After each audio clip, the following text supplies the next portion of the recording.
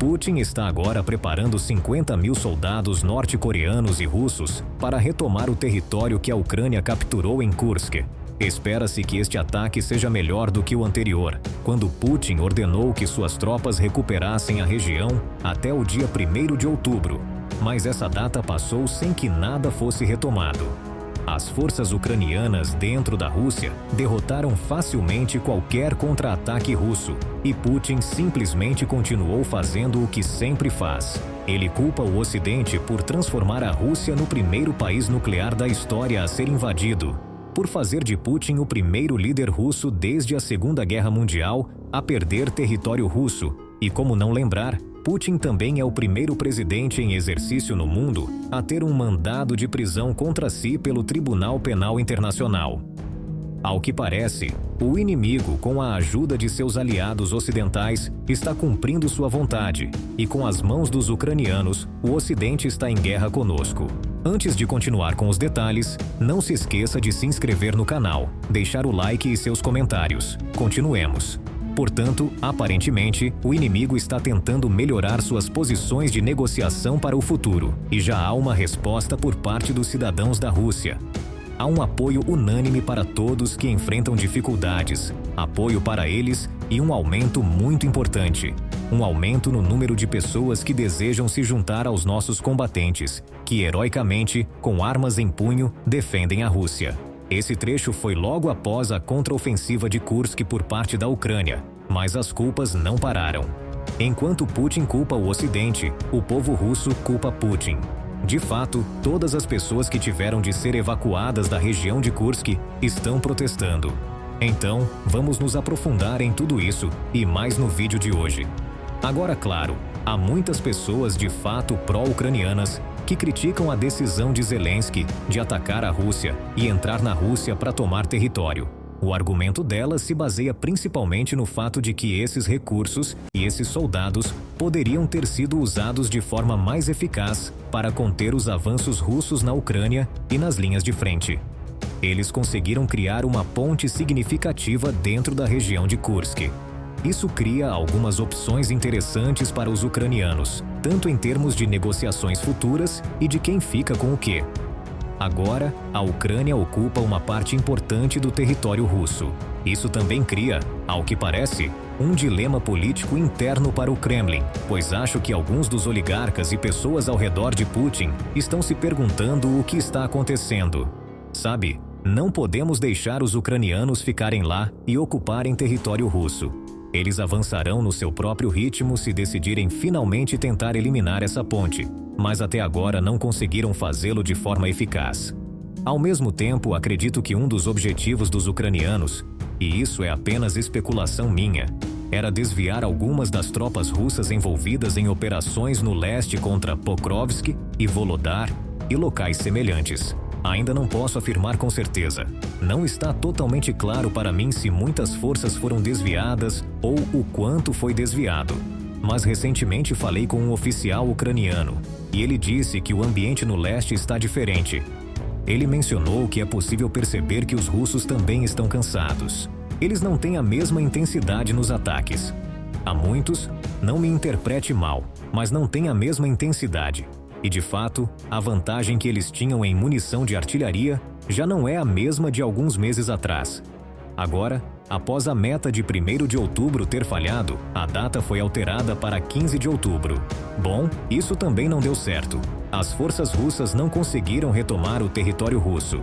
Então a data limite foi novamente alterada para 1º de fevereiro de 2025. Não sei quanto a vocês, mas começo a sentir que eles têm uma definição diferente de prazo na Rússia em comparação com a nossa. Mas enfim, agora parece que os russos estão tentando recuperar esse território com a ajuda dos norte-coreanos. Novos relatórios mostram que há cerca de 50 mil soldados, tanto norte-coreanos quanto russos, se preparando para entrar em Kursk. Mas antes de cobrir isso, parece que as pessoas deslocadas por essa contraofensiva ucraniana estão um pouco irritadas e estão protestando contra o governo russo. De acordo com relatos, esses são refugiados que fugiram de suas casas depois que a Ucrânia entrou na Rússia. Outra coisa importante a destacar é que muitos cidadãos russos pensaram que os soldados ucranianos que entraram na Rússia eram da OTAN. E isso não surpreende, porque na Rússia eles realmente estão moldando essa guerra como se a OTAN estivesse atacando o país. E a propaganda está funcionando. Embora a guerra vá muito mal para Putin, a economia russa está lutando, e se a guerra terminar, provavelmente colapsará. Porque a única coisa que sustenta qualquer pequeno crescimento econômico que eles têm é o gasto com a guerra. Mas, mesmo assim, apesar de tudo isso, as taxas de aprovação de Putin continuam bastante altas, pois ele controla a mídia, controla a propaganda e apresenta isso como uma guerra da Rússia contra o Ocidente. Enfim, voltando ao protesto, já se passaram 3 meses desde que essas pessoas foram deslocadas, e elas se queixam de que ainda não foram compensadas pela perda de suas casas, nem receberam acomodação temporária adequada. Além disso, esta é de fato a segunda manifestação em poucos dias. Há alguns dias, houve outro protesto de refugiados de Kursk reclamando sobre o alojamento que estavam recebendo após perderem suas casas. Certamente continuaremos atualizando vocês sobre essa situação à medida que ela se desenrolar. Passando para os 50 mil soldados que estão se preparando para entrar em Kursk, este é um relatório confirmado por autoridades dos Estados Unidos. Então, não são apenas os ucranianos que estão compartilhando essa informação. A avaliação dos Estados Unidos de América conclui que a Rússia conseguiu reunir essa força sem precisar retirar soldados das linhas de frente. Agora, é importante destacar que, logo após o ataque à Rússia, as forças ucranianas desistiram da ideia de continuar capturando mais território e, de fato, começaram a construir infraestrutura defensiva para proteger as posições que já haviam conquistado. Isso significa que os ucranianos estarão em uma postura defensiva, e isso dificultará para os russos recuperar terreno, o que provavelmente significa que russos e norte-coreanos sofrerão grandes perdas, mas acredito que eles provavelmente já se conformaram com isso. Só observando as linhas de frente na Ucrânia, a Rússia está perdendo uma média de 1.200 soldados por dia. Então, não é como se a Rússia não se importasse em perder soldados. De acordo com informações públicas que não são muito confiáveis, estima-se que a Ucrânia tenha cerca de 20 mil soldados dentro do território que controla na Rússia. Portanto, as chances seriam aproximadamente de 2,5 para 1, o que deve ser relativamente defensável. E isso não é algo que digo de maneira improvisada. Autoridades americanas acreditam que as tropas ucranianas serão difíceis de desalojar e que as forças russas e norte-coreanas provavelmente sofrerão grandes perdas, similares às que a Rússia sofreu no leste da Ucrânia. Além disso, o New York Times relata que os soldados norte-coreanos lutarão como infantaria leve, sem o benefício de veículos blindados. E as táticas atuais da Ucrânia, como disparos de artilharia e ataques com drones, têm sido devastadoras para as tropas russas desprotegidas. E, como sempre, manteremos vocês atualizados à medida que essa batalha avançar. Agora vamos para a nossa cobertura da contraofensiva de Kursk, que ocorreu aproximadamente 3 meses atrás. O povo na Rússia está em pânico. As autoridades russas não os avisaram a tempo sobre o ataque ucraniano e continuaram minimizando a situação para se protegerem.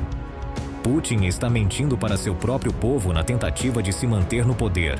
Os moradores da região de Kursk e de outras regiões fronteiriças com a Ucrânia são forçados a arrumar suas malas e fugir. O que mais os surpreendeu foi a incompetência do governo deles. Ouçam isso vocês mesmos. Eles tiveram que se salvar por conta própria. Esses monstros da administração estão mentindo. Eles distribuem medalhas enquanto as pessoas fogem para salvar suas vidas apenas porque conseguiram escapar por conta própria. Salve-se enquanto pode. A televisão é apenas mentiras. Mentiras, mentiras e mais mentiras. Enquanto isso, as tropas ucranianas estão cruzando a fronteira e capturando dezenas de vilarejos e cidades. Essa invasão é um ponto de virada na guerra. Não apenas no sentido estratégico, mas também para a reputação política de Putin em seu próprio país. O que estamos vendo agora pode ser o maior erro de sua carreira. Ele decepcionou e colocou em risco as pessoas que deveriam ser as mais importantes para ele, ou seja, os cidadãos russos. Agora vejamos a reação do público russo à situação atual e como Putin está mentindo para seu próprio povo na tentativa de se manter no poder. Mas antes, vamos falar de algo extremamente importante que Putin está fazendo agora. Pode ser difícil de acreditar, mas o YouTube era um dos poucos sites ocidentais que não havia sido proibido na Rússia depois que Putin começou sua operação militar. Ou seja, era uma das poucas fontes de informação imparcial que os russos tinham para saber o que realmente estava acontecendo na guerra. Mas adivinhem só, o YouTube foi proibido na Rússia este mês, juntamente com o aplicativo de mensagens Signal. Primeiro, temos que ver os fatos para que todos entendam a gravidade da situação em Kursk neste momento. No momento em que este vídeo foi feito, mais de 122 mil russos já fugiram das áreas fronteiriças. E isso segundo os meios de comunicação estatais russos, que tentam minimizar a situação. Outras reportagens de alguns dias atrás falavam de 200 mil pessoas que deixaram a região. O número atual de cidadãos deslocados pode ser ainda maior. A população total da região de Kursk é de 1,2 milhões, então isso não é exagero. As pessoas na região vizinha de Belgorod também estão sendo evacuadas devido aos ataques da Ucrânia e atividades suspeitas perto da fronteira. Além das pessoas deslocadas, o custo humano é ainda maior. Todos esses refugiados russos precisam de assistência, pois necessitam de abrigo e alimentos. Isso impõe uma carga pesada a dezenas de milhares de russos nas áreas vizinhas. Para Putin, toda essa situação é extremamente desfavorável. Os cidadãos afetados pela invasão estão compreensivelmente irritados ou decepcionados com ele. A pior crítica é que a população de Kursk não foi devidamente alertada. Claro, sabiam que viviam perto da fronteira com a Ucrânia, o que sempre representa um risco em tempos de guerra. No entanto, foi uma grande surpresa quando os ucranianos realmente cruzaram a fronteira. O povo de Kursk pensava que estava protegido pelo exército russo e suas duas linhas defensivas. Foi um choque descobrir que as forças ucranianas puderam romper isso em um único dia. O que piorou a situação foi o quão tarde o governo russo admitiu o ataque e sua verdadeira magnitude. Houve sirenes de ataque aéreo na região, mas isso não alarmou a todos, pois acontece com frequência. Na televisão, o ataque ucraniano foi relatado como uma pequena incursão com uma força de ataque de 300 homens. Os canais de notícias afirmavam que havia apenas problemas temporários na fronteira. As incursões transfronteiriças já haviam ocorrido antes, então os moradores de Kursk pensaram que não era motivo de preocupação. As pessoas só perceberam que a situação estava saindo do controle quando o exército russo bateu à porta. De repente, foram informados de que precisavam ser evacuados imediatamente. Alguns não precisaram de muita persuasão, pois ouviram fortes bombardeios e explosões dos ucranianos que avançavam rapidamente. Outros tiveram que ser convencidos pelos soldados de que nazistas e mercenários poloneses estavam chegando. Mas depois, os moradores culparam o governo russo por minimizar o ataque ucraniano e desinformar a população russa. Os cidadãos também criticaram as mentiras do governo de Putin na televisão nacional. Veja por si mesmo.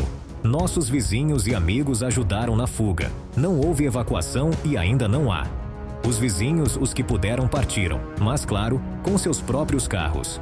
Na própria cidade, muitas pessoas desapareceram sem notícias. Não há comunicação nem eletricidade. O que nossos governadores dizem, que estão evacuando as pessoas em ônibus, não é verdade. Ontem estive na região de Bolsha Slodak, que ainda está bem. Este é o único lugar onde se podia comprar comida e água, pois aqui ninguém fornece suprimentos. Ontem, os soldados disseram que Martunovka já não é nossa. Meus filhos estão em Kursk. Também não sabemos qual é a situação. Não sabemos por que estão mentindo para nós o tempo todo. Mas se os soldados vieram ontem e disseram que já há ucranianos em Martunovka, enquanto as autoridades dizem que está tudo bem, então nada está bem. Não foi uma pequena incursão, nem um problema temporário. E provavelmente o exército russo percebeu isso nas primeiras horas. No entanto, o governo russo se recusou a informar isso ao povo de Kursk, o que foi o primeiro de muitos fracassos. Outra reclamação comum foi que as autoridades não ajudaram todos a escapar. A maioria das pessoas teve que fugir por conta própria, usando seus próprios carros. Não confiavam nada na situação e decidiram não esperar até que o governo russo finalmente viesse ao resgate. Depois que partiram, também não lhes foram fornecidas necessidades básicas, mas talvez tenham tomado a decisão certa.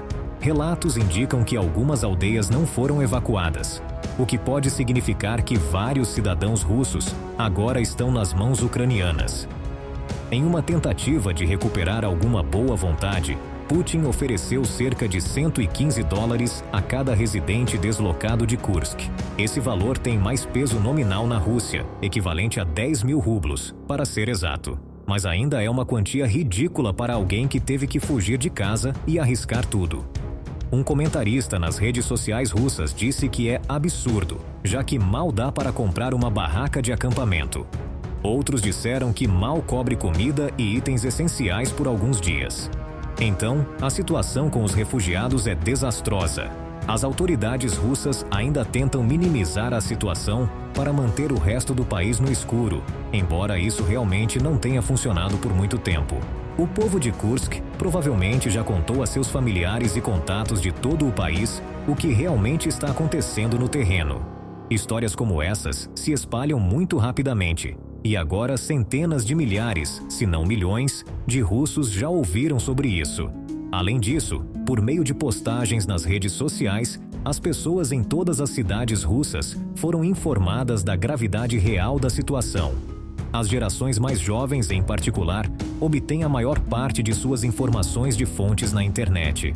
Não que as redes sociais sejam um local de discussão livre e aberta na Rússia.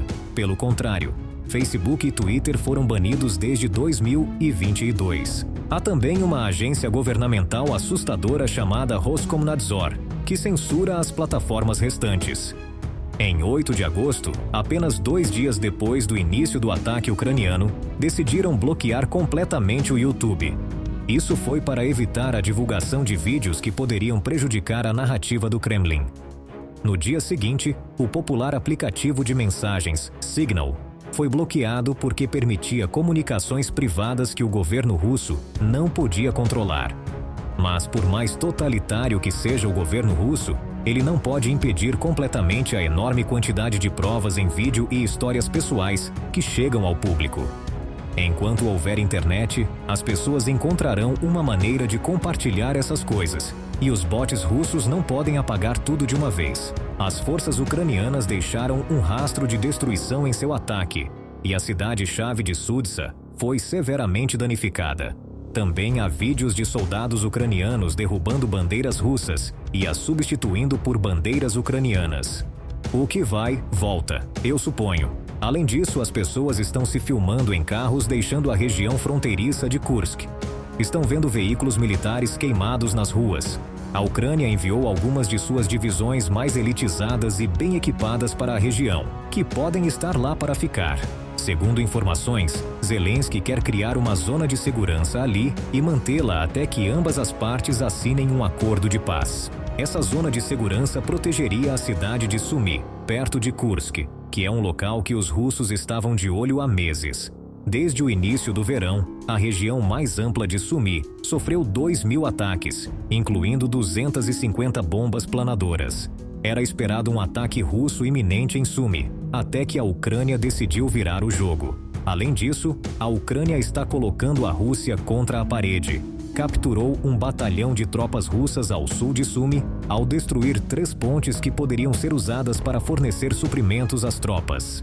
É importante destacar que esse batalhão está fora das regiões controladas pela Ucrânia em Kursk, mas ainda é muito difícil fornecer suprimentos devido à geografia. Veja bem, a forma mais segura de fornecer suprimentos ao batalhão aqui é enviar recursos de um território seguro através da ponte, mas a Ucrânia destruiu as 3 pontes no rio. Agora, o problema que a Rússia enfrenta é que existe uma alta probabilidade de que as forças ucranianas avancem contra as tropas presas do outro lado do rio, e não há uma maneira fácil para a Rússia fornecer os recursos necessários. Agora, os soldados podem simplesmente se render e atravessar o rio, mas Putin pode se dar ao luxo de perder mais território russo? Com tudo isso em mente, ainda há uma chance de que Putin saia dessa ileso. Isso porque ele demonstrou ser um mestre em manipular a opinião pública. Provavelmente perdeu o apoio de várias centenas de milhares de cidadãos, talvez até mais. Mas, através de seu controle sobre os meios de comunicação estatais e a máquina de censura da Rússia, ele está tentando fazer um controle de danos. Essa tática o manteve no poder durante décadas, basicamente mentindo para seus próprios cidadãos para que eles nunca conheçam a realidade verdadeira. A ideia da propaganda é muito simples. Putin quer fazer a Ucrânia parecer o pior possível e a Rússia o mais perfeita que puder. A Ucrânia está soando alarmes, afirmando que a Rússia está tentando acusá-la de crimes de guerra falsos em Kursk. O site de notícias Russia Today já foi flagrado divulgando essas acusações. Enquanto isso, a mídia russa está fazendo todo o possível para que a invasão ucraniana pareça uma jogada questionável. Por exemplo, a agência de notícias TASS menciona grandes perdas ucranianas no início de sua cobertura. Afirma que mais de 4.400 soldados ucranianos foram eliminados. Também menciona enormes destruições de equipamentos. As afirmações incluem 65 tanques, 27 veículos de combate de infantaria, 53 veículos blindados de transporte de pessoal, 316 veículos de combate blindados e 133 veículos motorizados. E isso apenas com os veículos. Também disseram que 31 unidades de artilharia, 5 sistemas antiaéreos e 6 estações de guerra eletrônica foram aniquiladas. As perdas mais caras que alegam foram 3 sistemas de foguetes HIMARS e um sistema de foguetes MLRS. Isso tornaria essa uma operação muito cara. Mas eu não confiaria nesses números de forma alguma. Em guerras como essa, ambos os lados geralmente espalham informações falsas para melhorar a moral e a opinião pública. Outra peça de desinformação que a mídia russa está publicando é a suposta participação da OTAN. Disse que a aliança desempenhou um papel fundamental no planejamento do ataque a Kursk. Agora pode ser que a inteligência russa esteja certa e que estamos sendo enganados pela OTAN. Mas talvez seja mais provável que Putin esteja promovendo essa história para fazer o Ocidente parecer um inimigo maligno e agressivo da Rússia. Em seus esforços de propaganda, a mídia russa também tem relatado muito sobre os avanços em Donbás. Recentemente, por exemplo, a agência de notícias russa TASS disse que a cidade de Zelânia foi libertada em Donetsk. Mas libertada pode ser substituído por anexada, pois a Rússia declarou ilegalmente Donetsk como uma república separada da Ucrânia. Mais adiante no artigo, afirmava que houve quase 500 baixas ucranianas na luta. Embora isso esteja longe de ser uma fonte objetiva, não é uma mentira completa. O exército russo tem feito avanços constantes na área nas últimas semanas. Não por acaso, pois o pessoal ucraniano retirou-se da área para lutar em Kursk. Mas o que acontece é que a mídia estatal está usando isso para desviar a atenção da frente de Kursk. Convenientemente, esses artigos não mencionam que os avanços ucranianos em Kursk estão ocorrendo em um ritmo muito mais rápido do que os russos em Donbás. Uma das declarações públicas mais reveladoras na campanha de propaganda até agora foi esta. Putin comparou a invasão de Kursk com o massacre escolar de Beslan de 20 anos atrás. Para quem não sabe o que foi isso, é basicamente a versão russa do 11 de setembro. Por que estou contando essa história? Porque Putin conseguiu salvar as aparências, o que fez através de mentiras e manipulando a verdade. Ignorou completamente os fracassos da Rússia, assim como a mídia estatal. Também conseguiu inverter a narrativa para criar um sentimento de nós contra eles. Putin disse que é um mundo perigoso, com muitas pessoas dispostas a prejudicar os civis russos. Sua citação mais memorável após o ataque terrorista foi esta: "Nós nos mostramos fracos e são os fracos que são derrotados." Isso foi um chamado para mais patriotismo e um Estado mais forte, pois, segundo a lógica de Putin, isso tornaria a Rússia muito mais segura. Avancemos 20 anos e ele tenta impor a mesma narrativa com a invasão de Kursk. Putin quer se mobilizar contra a força invasora, a quem acusa de serem nazistas e criminosos de guerra. Ele também está intensificando seus esforços de guerra, afirmando que o Estado russo precisa de ainda mais força para se proteger. Mas há um grande furo em sua propaganda agora. O fato de que as defesas da Rússia em Kursk eram fracas demais é um problema dele. Com suas próprias palavras, os fracos são derrotados, mas isso também se aplica a Putin. Como chefe de Estado, ele é responsável pela segurança da Rússia. Além disso, a invasão de Kursk não teria acontecido se ele tivesse tomado decisões diferentes. Ele foi quem iniciou a guerra, ou a Operação Militar Especial, como gosta de chamar. Agora sabemos que subestimou enormemente a força militar da Ucrânia. A grande questão é se ele sairá impune desses erros. Ele conseguiu com a crise da escola de Beslan, mas agora é muito mais difícil. Isso se deve a algo que Putin convenientemente omite em sua mensagem ao povo russo. A invasão de Kursk tem o potencial de mudar o curso da guerra, e de uma maneira negativa para a Rússia. Já falamos sobre algumas das estratégias da Ucrânia no vídeo anterior sobre Kursk, mas há alguns desenvolvimentos novos e importantes. Os últimos relatórios dizem que a Ucrânia está fortalecendo suas posições em Kursk e que não pretende abandonar a área. O Ministério das Relações Exteriores da Ucrânia disse que não queria tomar território, mas que não se retiraria até conseguir uma paz justa com a Rússia. Isso desmonta completamente a estratégia atual de Putin. Ele queria esgotar lentamente o exército ucraniano e seus apoiadores da OTAN até que aceitassem alguns acordos de paz, onde sairiam perdendo.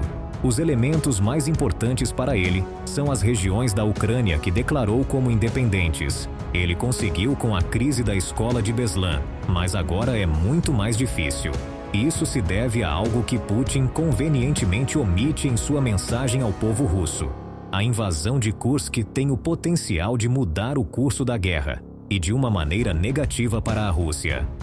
Já falamos sobre algumas das estratégias da Ucrânia no vídeo anterior sobre Kursk, mas há alguns desenvolvimentos novos e importantes. Os últimos relatórios dizem que a Ucrânia está fortalecendo suas posições em Kursk e que não pretende abandonar a área. O Ministério das Relações Exteriores da Ucrânia disse que não queria tomar território, mas que não se retiraria até conseguir uma paz justa com a Rússia. Isso desmonta completamente a estratégia atual de Putin. Ele queria esgotar lentamente o exército ucraniano e seus apoiadores da OTAN até que aceitassem alguns acordos de paz, onde sairiam perdendo. Os elementos mais importantes para ele são as regiões da Ucrânia que declarou como independentes. Essas regiões incluem Donetsk e Luhansk, assim como Kursk e Zaporizhia. No entanto, com o controle da Ucrânia sobre partes de Kursk, Putin já não pode ter a vantagem. Tanto ele quanto Zelensky sabem que Putin é obrigado a priorizar as terras russas acima de tudo. Se essa ocupação de Kursk continuar por semanas ou até meses, será um cenário de pesadelo para Putin. A combinação de uma população irritada na Rússia, juntamente com táticas militares fracassadas, é tóxica. O povo russo tem suportado um custo real pelo conflito na Ucrânia. 500 mil de homens russos em idade militar foram feridos ou mortos. A razão pela qual isso ainda não causou protestos em massa é bastante simples. As pessoas ainda acreditam que esses sacrifícios são necessários para defender a mãe pátria. Mas há um lado oposto a isso. Perder a guerra ou não ter nada para mostrar por ela é absolutamente inaceitável aos olhos do público. Uma ocupação prolongada de Kursk pela Ucrânia pode levar exatamente a isso. Enquanto Putin não retomar os territórios russos em Kursk, ele terá falhado em sua missão de proteger a Rússia. E se for forçado a aceitar um acordo de paz desfavorável, não terá nada para justificar o 500 mil de mortos. É difícil avaliar quais são os riscos para Putin neste momento. Muitos russos ainda são leais a ele. Por exemplo, pessoas que fugiram de uma aldeia capturada em Kursk se dirigiram a Putin pedindo ajuda. Falaram sobre como suas casas foram destruídas e como deixaram tudo para trás. Ainda assim, disseram que apoiavam a guerra na qual seus maridos e vizinhos estavam lutando. Esses cidadãos claramente ainda têm fé em seu líder. Mas também há pessoas que dizem que os funcionários do governo estão mentindo e só buscam salvar a si mesmos.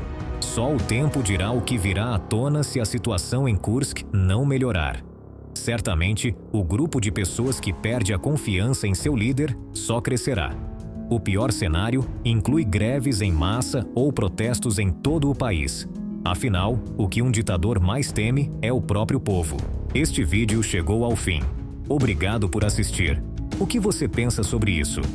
Conte-nos nos comentários. Não se esqueça de se inscrever no nosso canal e ativar as notificações para ficar informado sobre novos vídeos. Obrigado por nos acompanhar. Até breve.